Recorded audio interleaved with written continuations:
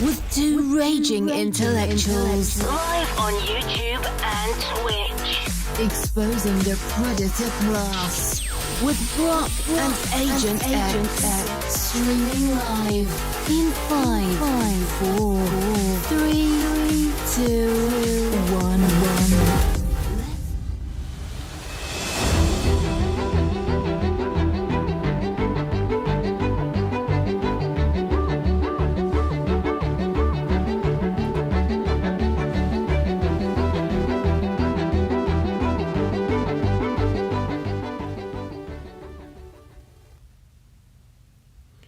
Hey, welcome to Command HQ. It is Saturday, December 24th, 2022. It's Christmas Eve.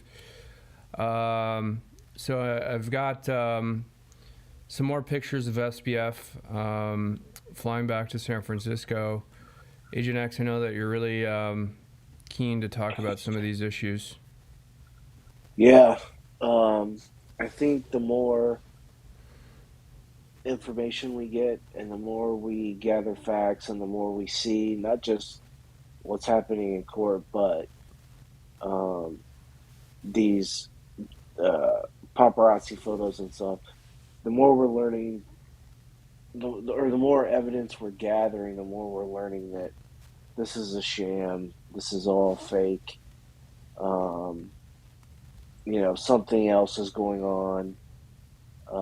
And we can get into the details of that. This isn't like I'm predicting now that SBF doesn't spend a day in jail ever.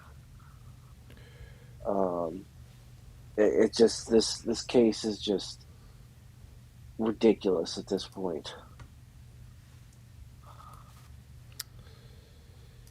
Yeah, let's see if we can pull up those photos where he's, let's see, yeah, right here. Okay, so right after the first appearance he made, again, it's not an arraignment because he wasn't officially arraigned and he didn't enter a plea. It was an initial hearing, or initial appearance. He was at JFK, and there were some individuals who noticed him and then took some photos. And there's some strange things about these photos, and there's 3 of them here that were actually released. And this is also in the business class American Airlines. Well, let's back up lounge. first, and let's talk about. So last night. We talked a little bit about the indictment or the bail for him, right? The media misrepresented. They're continuing to misrepresent it, right? That he didn't have to put up $250 million. Nobody put up $250 million. It's secured in part by the parents' house, but it's only valued at $4 million.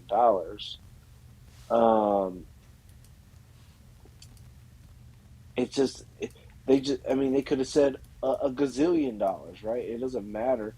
At the end of the day, it's still a promise to appear based on your signature. So they basically it's so bizarre. Like Scarelli had $5 million, Madoff had to actually put up, $10 million. Scarelli had to actually put up $5 million. Even Elizabeth Holmes had to actually put up $500,000.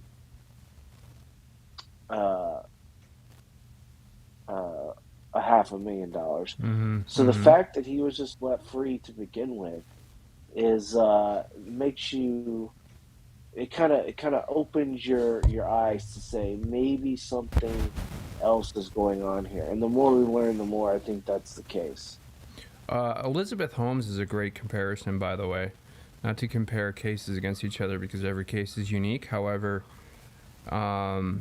Elizabeth Holmes would be a great example because she was in with a lot of these politicians and high-powered individuals, giving them equity in Thanos and so forth, and maybe she didn't give them direct political contributions in the form of donations.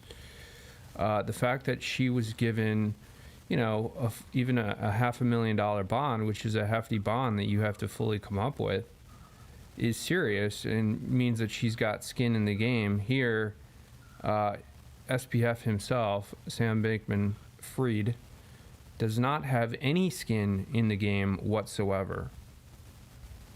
Yep. And you know, so we talked about the bail, and they had to have four signatures. Two of them had to be, or sorry, one of them had to be a non-family member, right? And we don't know who that was. When they let him out, all they had were the signature of his parents, so they still were missing two signatures.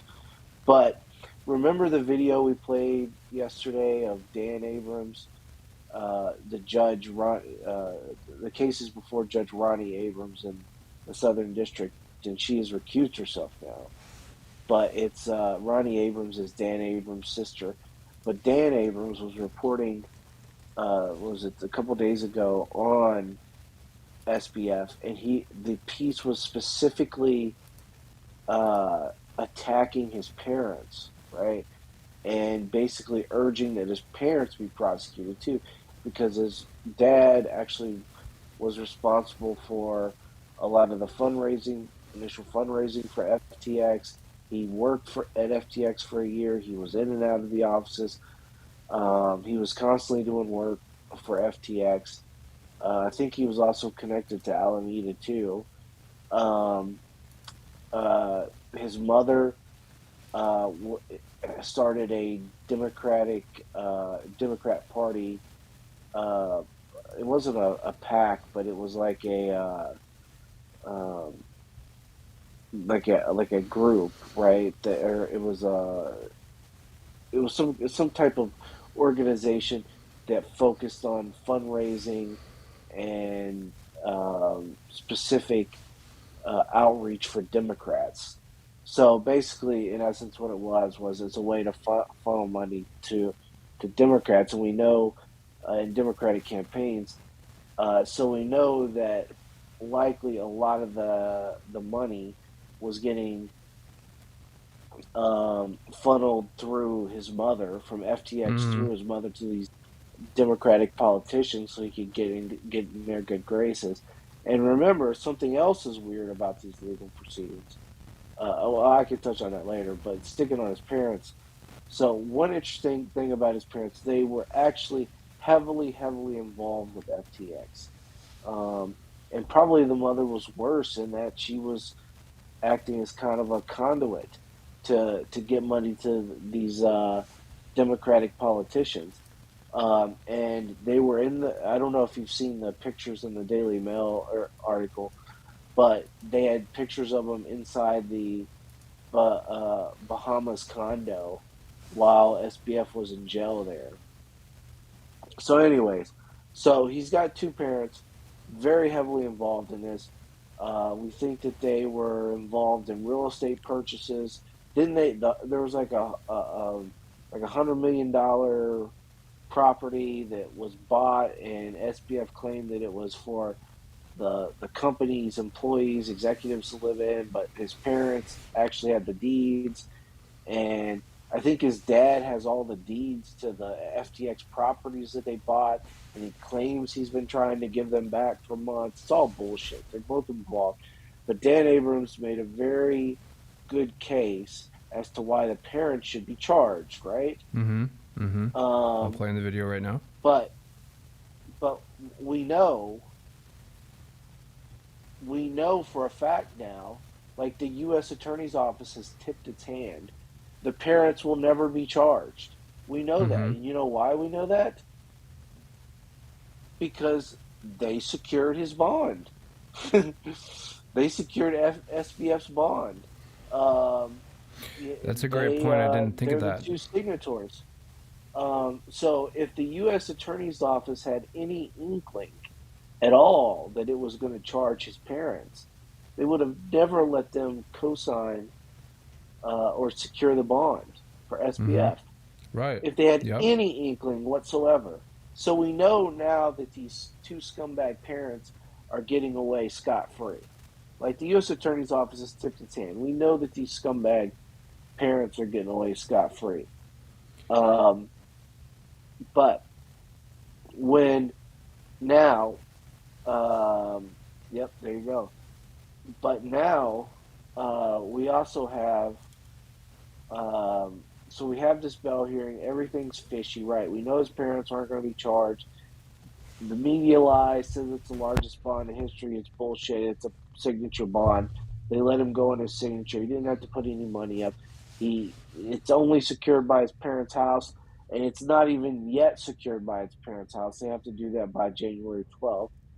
Um, but we're talking, for people who have, property after property after property through these FTX ill-gotten gains, to put up a $4 million house, and I don't know if you've seen a picture of it, Brock, but it's tiny, and it's part of it's it's basically faculty housing actually on Stanford's campus, which is also weird. Um, but so it was subsidized through the university. So there you go. They grifted another. There's another grift that these people pulled off. Um, but now we get these photos of him, right, being flying back um, uh, or flying to Northern California to his parents' house from New York, right? And what do we see in these photographs? It's their house is on Stanford's campus. It's basically uh, faculty subsidized housing. Um, but getting back to what we see now. So if you can pull up the pictures that were taken at JFK, so and on the flight. So this was cryptocurrency, all done on the internet, all electronic. Like, duh, right? Um, not that one, the one in the lounge. So we get these people snapping photograph. That's a good one. Like, SBF in the first class lounge. Um, but we have to remember this is so he was charged with wire fraud, right? That's his charge, wire fraud. He did something electronic over the and committed fraud over the wires. How does this motherfucker have his laptop? How does this motherfucker have his phone sitting right there? Right? Don't you Mm-hmm. think this is the first thing? Like, he didn't, A, okay, they didn't arrest him and he got to bring his laptop and his phone with him. There's no fucking way. Um, he didn't have these things when he went to the Jamaican jail. So I'm sure his parents got it, right? But how has a search warrant not been executed to grab these things? There's no doubt. A large part. So I don't know. On one of the CNBC videos we played last night, they said that uh, uh, the evidence that Ellison and Wang, the CEO of Alameda, and the CTO of Wang's the CTO of FTX, who waived their indictment, who are cooperating with the government. They said a large part of the evidence is the encrypted text messages. So they were using something like WhatsApp or whatever. Why is this computer in his fucking hands? I mean, why hasn't this been seized with a search warrant? I mean, why hasn't his phone? Same thing, encrypted text messages. All the financial transactions are likely on these two devices. Why haven't these things been seized in a search warrant? This motherfucker picks them up, and he's at the airport, and there he is on a laptop he used to commit billions of dollars worth of fraud with. Same thing with the laptop or with the cell phone. I mean, this is mind-boggling how this guy has these things in his hands, charged with the biggest financial uh, scheme and scam in human history right here. And this motherfucker has his laptop and his phone like nothing happened. The devices he most likely, very likely, committed the crimes with, but almost with the certainty that he has evidence on that corroborate the fact that he committed the crimes. And this motherfucker is walking around with them after he's been arrested, extradited, and placed on a quote-unquote $250 million bail. This is fucking ridiculous. I mean, I don't even know what to say about it. And now you're starting to see the media back off too, and they're becoming less and less harsh on him. And you know, the first way is wasn't this a $30 billion crime? I mean, that's what they kept saying, weeks ago. Oh, this was a $30 billion crime. They took $30 billion, and we know that of the top 50 creditors for FTX, that he owed $3.1 billion to. So it's not hard to imagine that, if you sum all the accounts up, that it's, it may not be 30 billion, but it's probably pretty close to 15, $20 billion. But now, if you go to the Daily Mail and search for the JFK story, you have it up there. Now they're only saying he defrauded only 1.8 billion. So they're starting to minimize his crime here, right? It's not 30 billion. No, it's not even 3.1 billion. No. It was just a measly 1.8 billion. So they're reducing the severity of it with just outright lies and starting to kind of minimize. They're also starting to try to portray him as somebody who needs mental help, and that the court is allowing him to get treatment for mental health issues. And so you're starting to see that sort of softening come up when it comes to the SBF. But this is pretty ridiculous.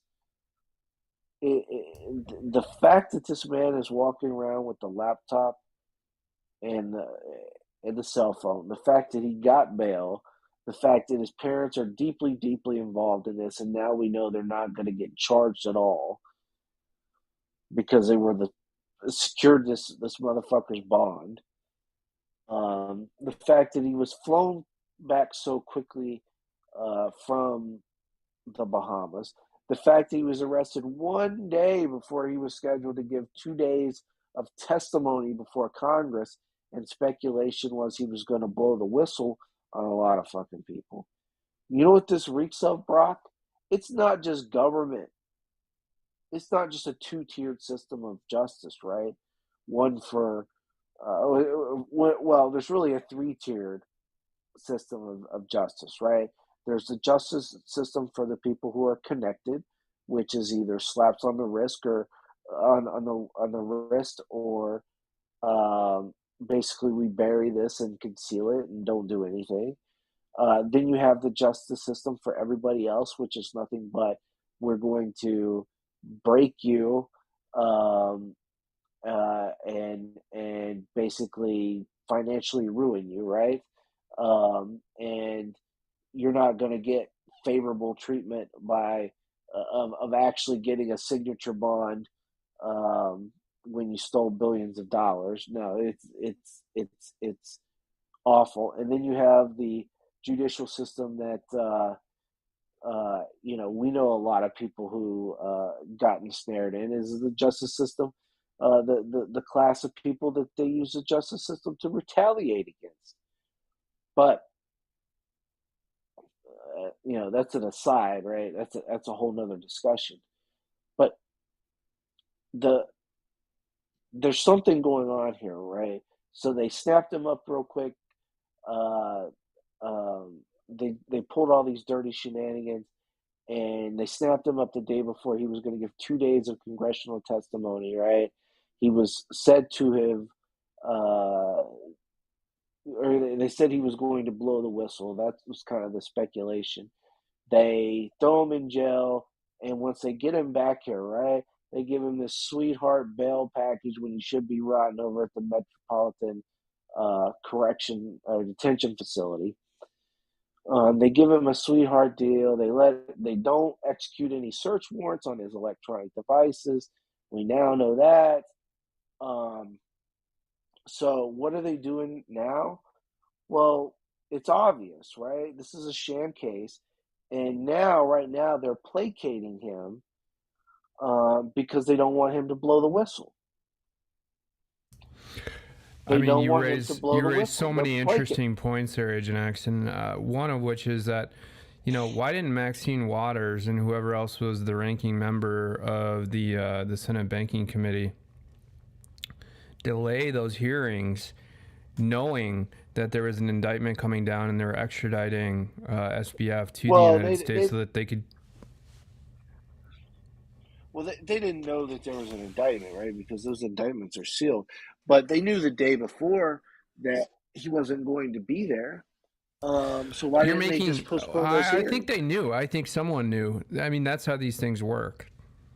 Someone knew, and they clearly could have delayed, or they could have added a supplemental hearing to put his testimony in the record.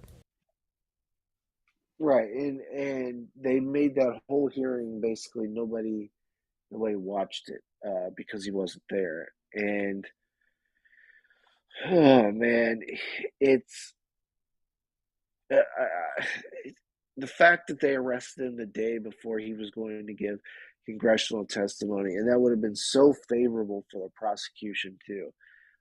He wasn't going to plead the fifth like Scarelli did when Scarelli got hauled before Congress. And he looked really bad, too. I was watching some of the Scarelli stuff, the congressional stuff, and Trey Gowdy just absolutely did like a fucking slam dunk right on him.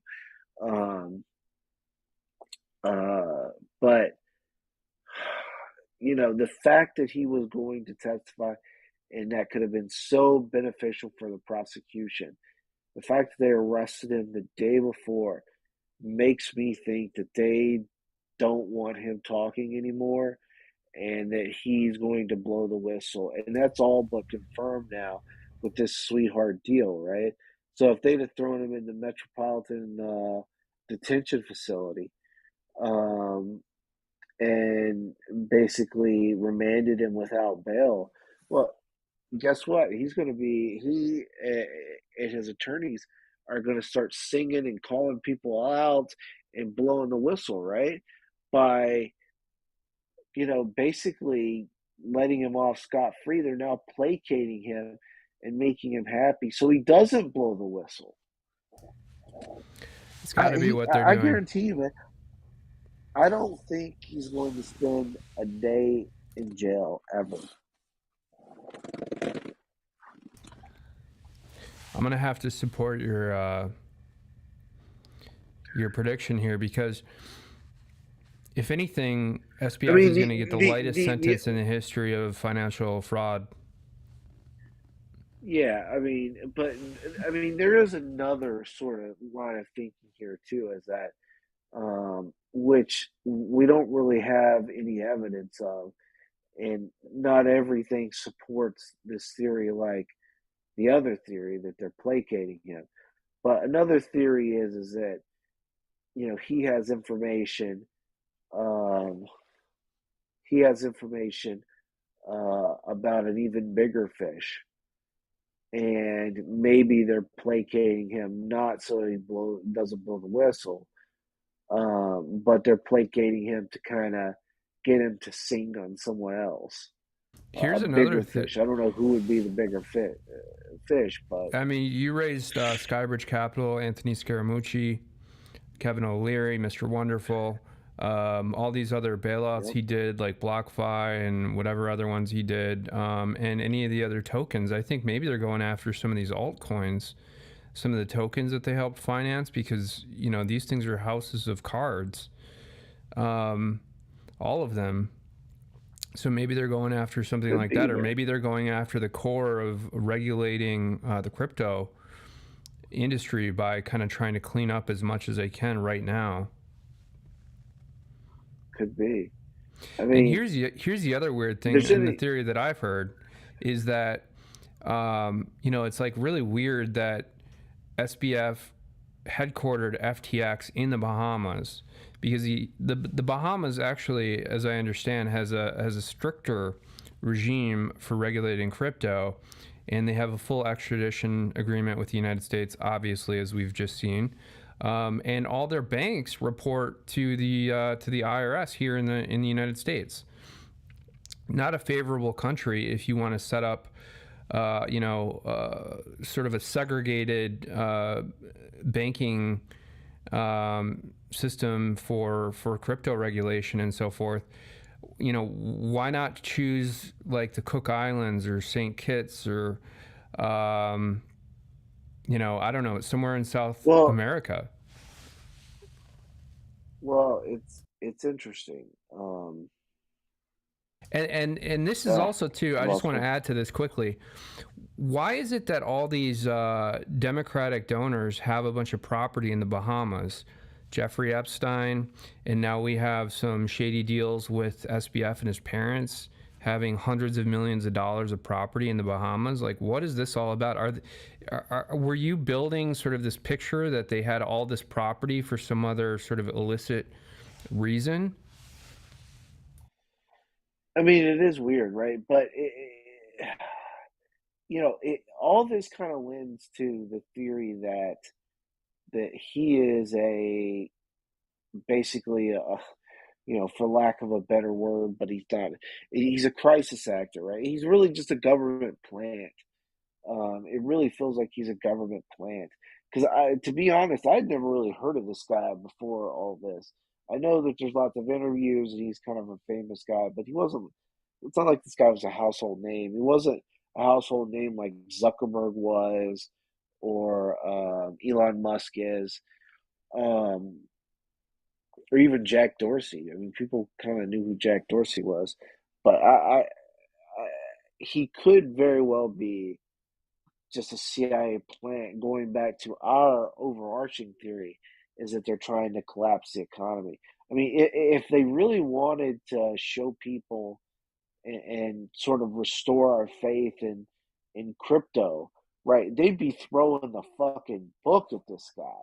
They'd be like, "Yeah, man, if somebody comes after you and steals your money, like we're gonna crack down on it. We are gonna throw the fucking book at him. We're gonna regulate the hell out of this stuff." No, instead, like every step of the way, it just kind of makes you laugh. Like they arrest this guy before the day before he was going to testify before Congress, potentially blow the whistle. They basically let him leave on his own signature on bail. Like everything about this just weakens your confidence in crypto, and it could be part of this overarching plan to just crash the entire not just the crypto market, right? So they can bring in the central bank digital currency, but tank the entire economy, right? Um, and that's really what they could be doing. And this guy could just be fucking plant. I mean, what kind of person gets indicted on multiple counts of wire fraud and somehow has their computer still in their fucking possession? And you can tell too because that's not a new computer. Scroll up. Yeah, that's not a new computer, bro. That's like a 2, 3, 4 year old gaming. I think that's an MSI laptop. But it's not a new one. It's not like they went out yesterday and purchased it. And look how old his phone is. Same thing there. It's not like that's a new phone. You can tell it's like the case is cracked. It's old. It's not the latest model, but like Don't the you think he case is could have got cracked. those items though from like his parents, or maybe he had some friends in New York City, dropped it off for him? Even so, you know, if you were a friend of SBF and you're dropping Well, off a I mean, laptop, like that would be subject to searching. Like the FBI can search that laptop whenever they want. So it just raises a lot of questions. Do they go to Best Buy and just buy a laptop? Like what's going on here? well, yeah, and remember, he can't make a purchase over $1,000 without the government's approval. So, but that's not a brand new laptop there. Like You couldn't. Here's the thing, man. Like that MSI laptop, you can't just go in the store that day and buy that fucking laptop. Best Buy doesn't have it. Like, I don't know who would have it. Like for sale in a brick and mortar store we could buy it. That's definitely, and it's an older model too. So it's a gaming laptop. So it's definitely his. I mean, his parents obviously, um, um, his parents obviously got his computer and his phone from the apartment in the Bahamas and brought it with him. Um, but why he still has these and they haven't been subject to a search warrant is beyond me. I don't know. Hey, thanks for the comment, Detroit. You can call in if you want. The link is right there on the stream.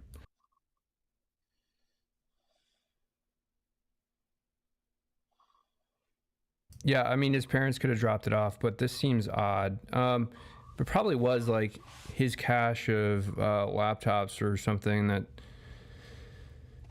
you know, why wasn't there any sort of search? If you zoom in on the cell phone there, you can see that the case is cracked. But like, dude, if you had just been arrested, if you had just been like, it's on the cracked on the bottom and on the top there in the corner.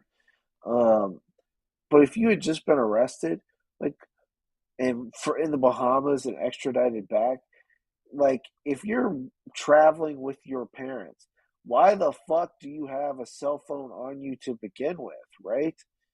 Like, who the fuck needs to get a hold of you? Why would you have a cell phone with you? You have like, why would you go out and buy one right then and there? Like, you wouldn't need a cell phone to get from the courthouse in New York to your parents' house in California because you're with your parents. You're traveling with them. You could obviously use their phone.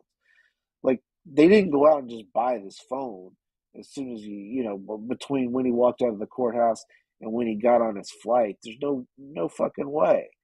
And if you can you pan it over to the laptop?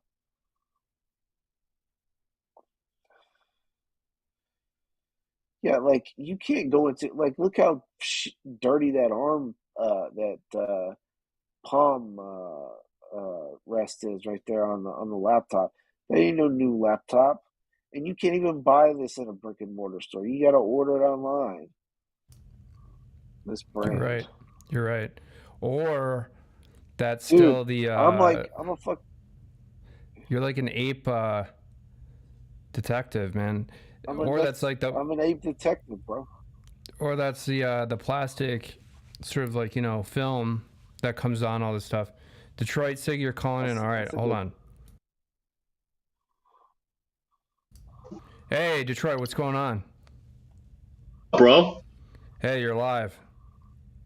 Thank you. How are you? Doing well. What do you think of this situation with SBF getting business class lounge access at American Airlines and having these devices that, you know, weren't taken by the FBI and they weren't searched, and he just suddenly had them? I mean, what do you think of this whole situation with SBF? I'll be frank with you, bro. I cut on my YouTube. I hit the live, and I was interested in your title on your live stream about, you know, corruption and our government, but I didn't know what the topic was about. So please forgive me. That's all right. Agent X, I mean. But. Yep.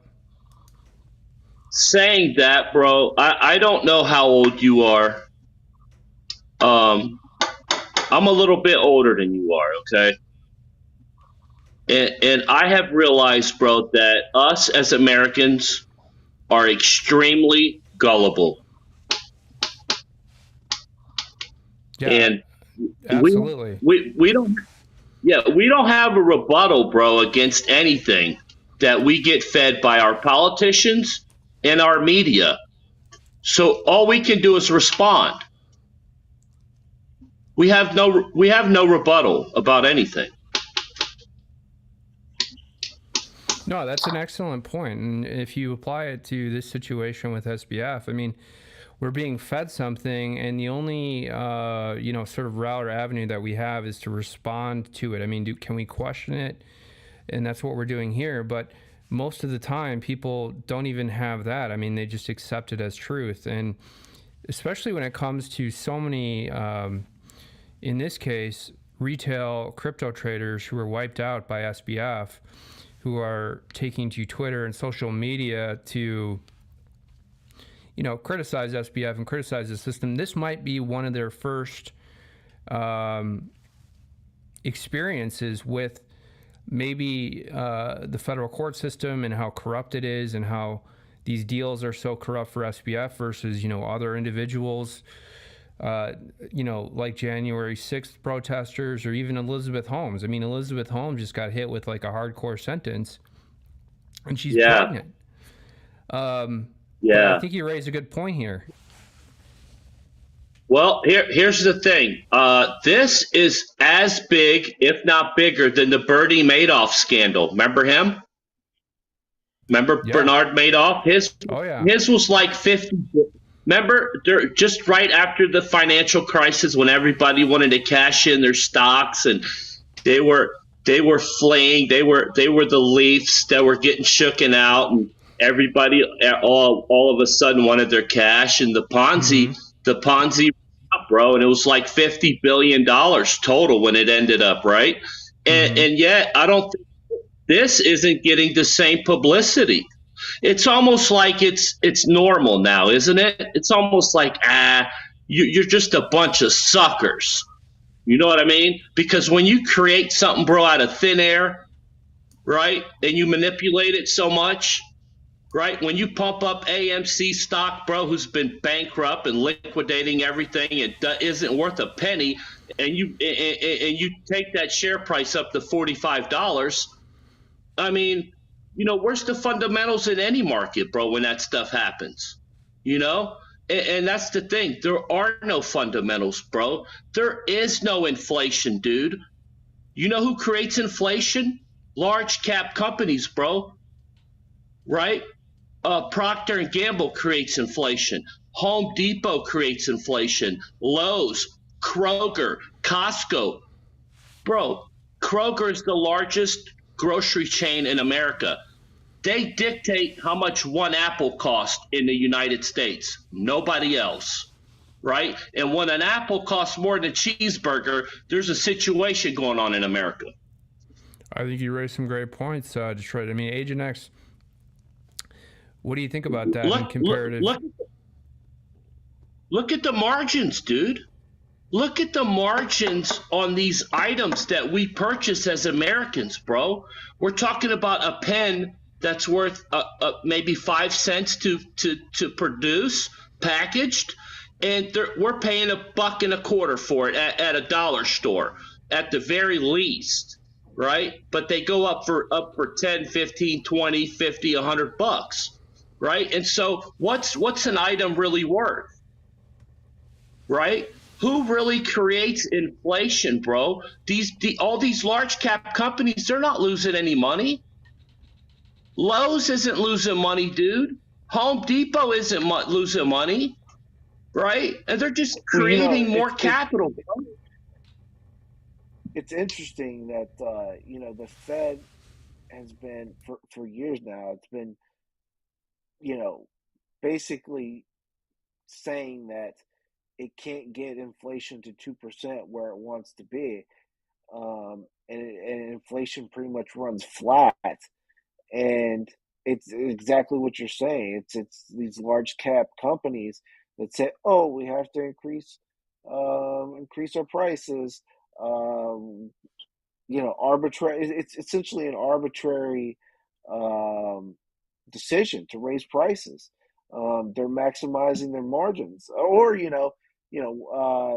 what do they call it? They call it box inflation, or where the price will stay the same, but the cereal box gets smaller.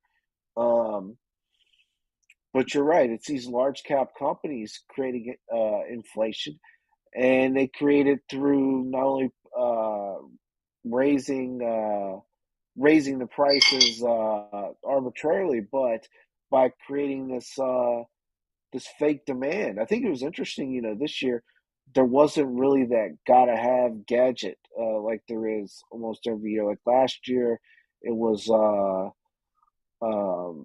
Oculus.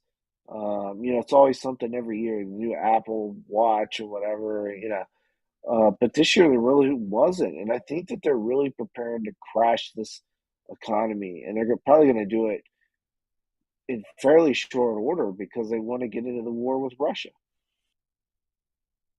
Well, listen, I'm going to enlighten you guys on something, bro. Okay? We are pawns, man. They're just playing games with us. It's all mind games, right? Have you noticed every time a Democrat is in office, Bill Clinton, Barack Obama, our president now, there's always uprising in different countries. Yugoslavia, uh, uh, Muammar Gaddafi in Libya, all the uprising in Northern Africa that happened. Now, look what's happening with Putin and Ukraine, right? Do you think Putin would have invaded Ukraine if Donald Trump was in office, or if George Bush was in office, or if Ronald Reagan was in office? Absolutely not. And these countries know this because Democrats, you guys, are extremely soft on foreign policy. I don't think it's soft. Right? And I think that's they why want it. They're profiting off of this. This is part of the whole, economic, military-industrial complex contagion we have going on in this country, which is that the Democrats now have been flipped to some extent where they're making massive amounts of money off war industry. And if you see that now with Ukraine, I mean, they're shipping billions of dollars over to fund this war. And for what reason? We don't know, other than just, profit and, causing, destabilization across a whole host of sectors. But I think you're right. It certainly wouldn't have happened under Trump or maybe any other Republican president, not just Donald Trump, and maybe not a principled Democrat president. Yeah, it always happens on a Democratic watch, man. Right? And it's funny. Yeah. And it's funny, bro, because these Democrats, no offense, I've never voted. Right? Me personally, I think George Bush was the most corrupt administration we've ever had in my lifetime. Right? So saying that, dude, right? If any human today on the planet Earth thinks that Joe Biden is the leader of the free world, you're a fucking clown. And excuse my language, right? But here's the thing, dude. We're easily manipulated, man. Right? What happened to COVID, bro? Really? Do you guys fell for that? Like these kids are waiting on Santa Claus here in the next 5 minutes to come down the chip. Unfortunately, Detroit, I'm still cautious about talking about COVID on the stream, but and as far as like media and stories go and stuff, yeah, I mean it has been somewhat whitewashed across the media in general, and we have a lifting of COVID policy stuff. Like obviously Elon Musk bought Twitter, but we've had an easing of this COVID quote misinformation policy here on YouTube and across the internet at large as well. And CNN isn't pushing it, Fox News isn't pushing it. But yes, I agree with you. I'll tell you. Yeah, I'll tell you what else they're not pushing. Right? You know what was happening during COVID, bro? They weren't talking about this. Right? And you can look this up if you want. Right? Look it up in the CDC, bro. There were 930,000 abortions in 2020 in the United States. 900,000? Planned Parenthood. 930,000 abortions in America during COVID. That was just in 2020. Okay? And then let me show you how they manipulate us, bro, and how they play reverse psychology with us. Out of those 930,000, 600,000 were African American babies. 60%. The next highest percentage was Hispanic babies, right? It was like 20 some odd percent, right? So it's not Becky from the suburbs getting abortions, right? It's these minorities. And here in the United States, bro, the quote is, the psychology is that these racist Republicans that are pro-life are trying to save these minority babies. Now chew on that for a minute. You're absolutely right. I wish I could pull those stats up. That's the country we live in, bro. Right? So if I put a Trump sign in my yard, bro, I'm automatically racist. Yet Donald Trump, you have no idea how many times he was nominated for the NAACP award. You don't know how many people he let out of prison due to that nonviolent drug offense, Walt, the First Step Act. But they don't talk about that, bro. Right? They want to bring up this gay.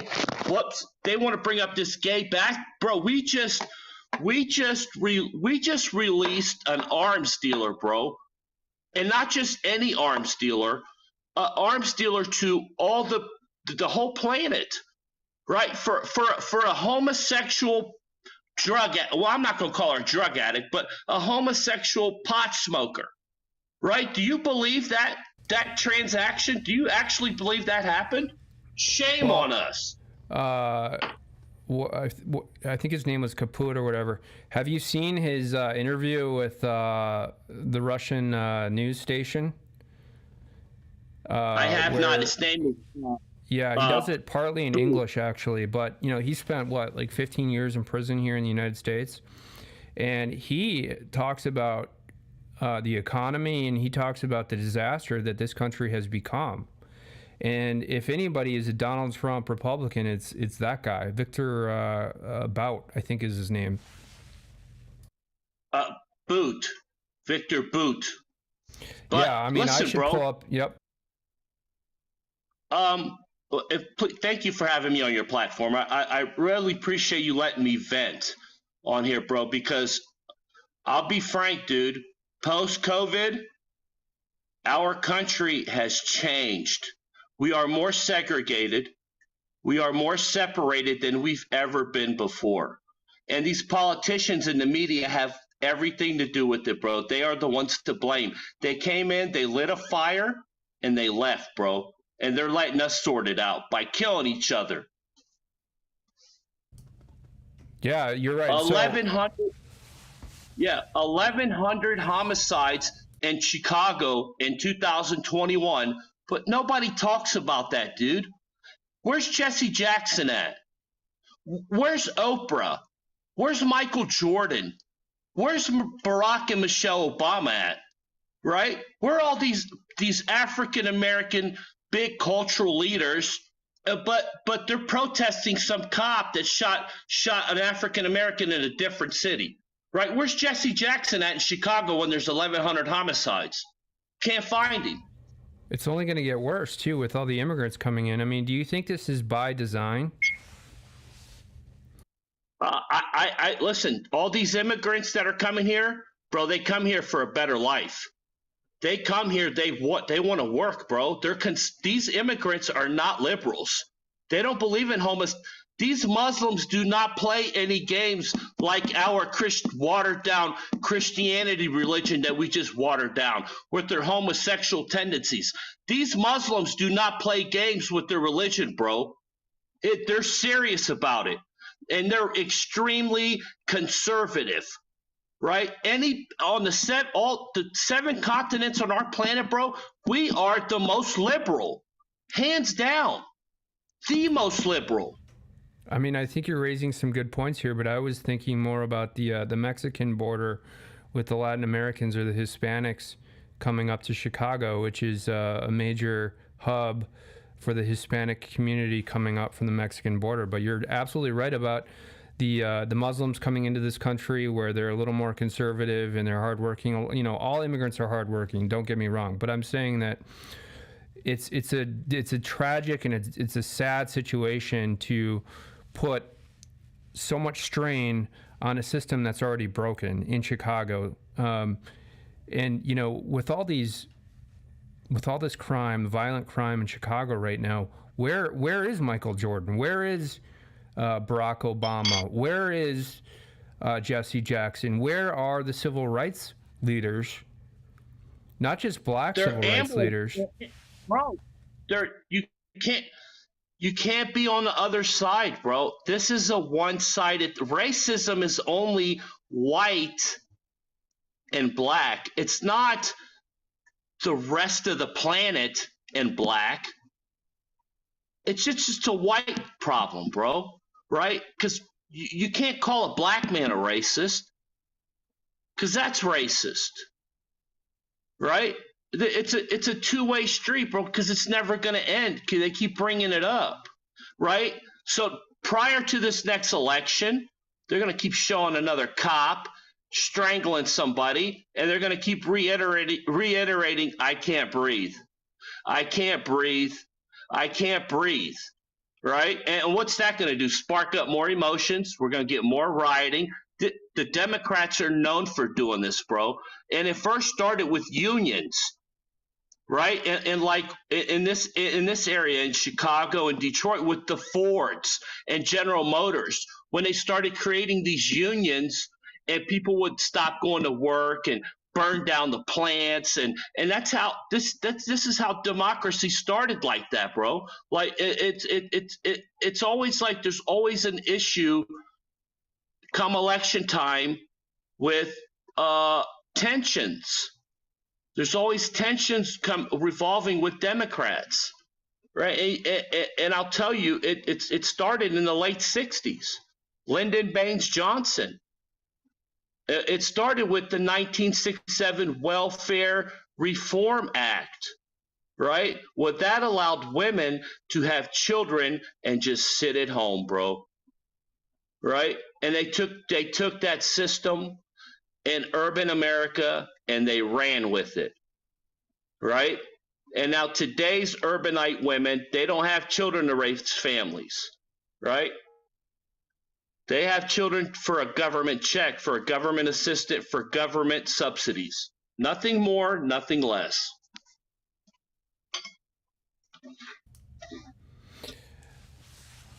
So, I mean, Detroit, do you think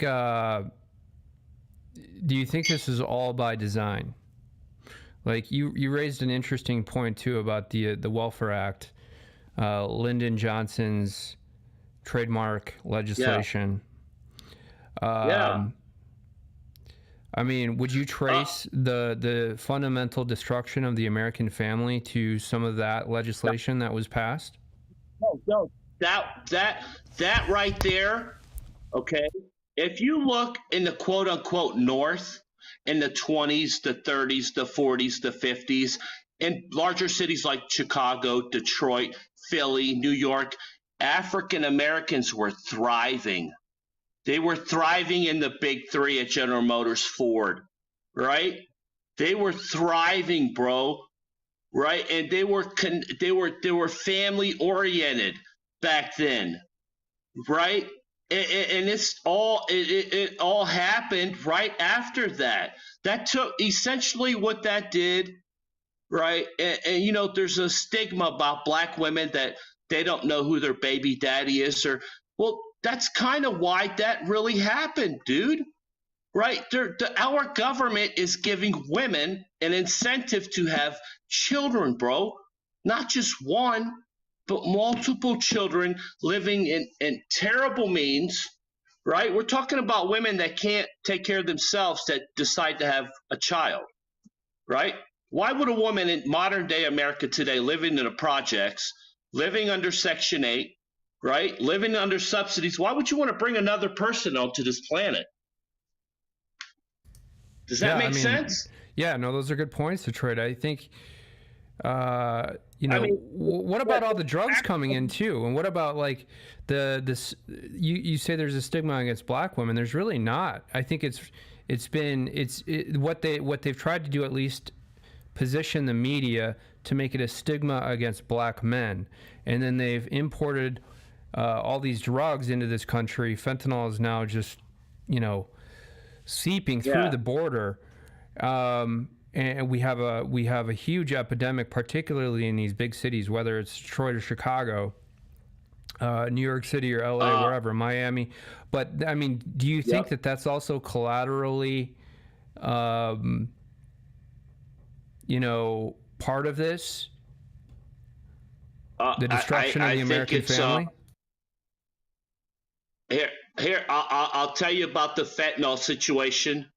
Okay, it's you know what it is, dude. Essentially, it's job security for Americans, right? Think about that overdose, bro. It starts with the phone call to the dispatcher, right? EMS shows up, a cop might show up, right? They might need some Narcan. They take him, that overdose patient, to the hospital where nurses and doctors, because he's a patient now, right? And if he passes away, bro, oh fuck.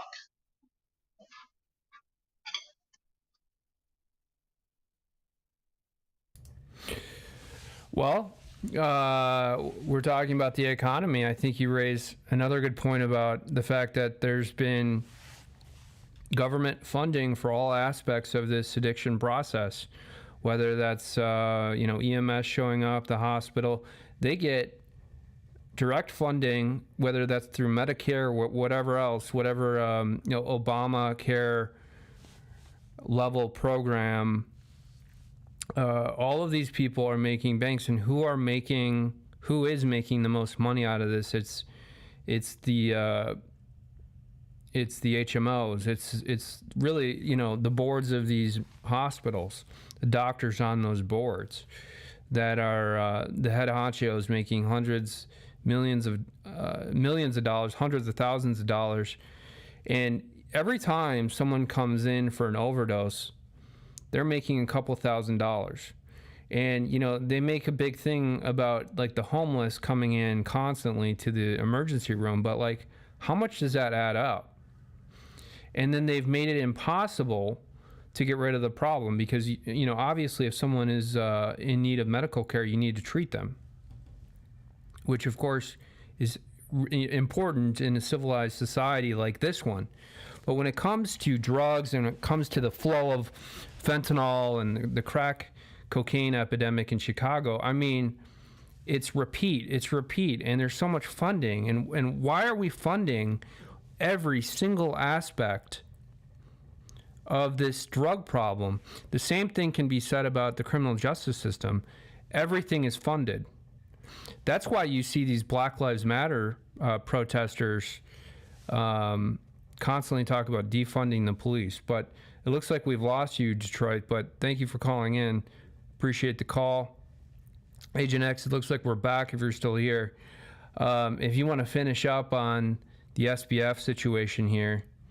Yeah, dude. I don't know, man. I was entertained as fuck by Detroit Siggy, man. That was some epic Loved it. anger you got Loved out it. there, so thank you so much, but, Detroit. I think we should, yeah, thank you, man. That was awesome.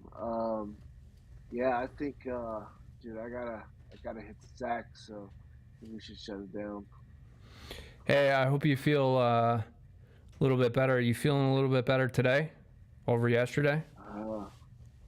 Not terribly, man. The Wuhan flu's got me. Hey, let me ask you this question before I forget it, because I've thought about this. Why do you think Ronnie Abrams failed to disclose prior to that first appearance that she was recusing herself, and instead recusing herself, apparently leaking an order afterwards without that being sort of, in front of both parties during the hearing? They wrote she was randomly assigned on the 13th. So, I mean, yeah, it could be plausible. It took them some time because her husband didn't actually do any work directly for FTX. He's just a partner at a firm that does, or that did. So it could take some time to discover that. I mean, from the 13th to the 22nd or the 20th or the 21st. I mean, that's a week. Yeah, I mean, nothing's unusual about that. And she didn't leak it. She filed the order recusing herself. So I don't think it's anything out of the usual, because I think that um, the news media got it wrong and said that Ellison and Wing had pled guilty in front of her. But that's not what they did. They haven't entered a plea. They just waived an indictment. And I think they executed a plea agreement, but they haven't pled yet. But yeah, I don't think there's anything unusual about the recusal and her waiting. She wouldn't have conducted that initial hearing or the arraignment anyways. It would have been a magistrate judge. How do you think she found that out? Do you think that she was talking to her husband? I mean, like, how do those conversations come up? It probably started to get circulated through her husband's firm, and somebody then they raised notified. it. So notified her. Yeah. Notified one of her clerks. Yeah. All right. Well, let's shut it down. I appreciate your analysis. Hope everyone has a great holiday, and please do subscribe to the channel. We're also streaming to Twitter, so feel free to follow that account as well and like the video. Hope you guys have a great Christmas tomorrow, and maybe we'll stream. We'll see how we're feeling. We'll see how, most importantly, you're feeling, Agent X. And yeah, all right. Take care. Bye. Kind of light with powers and properties unlike anything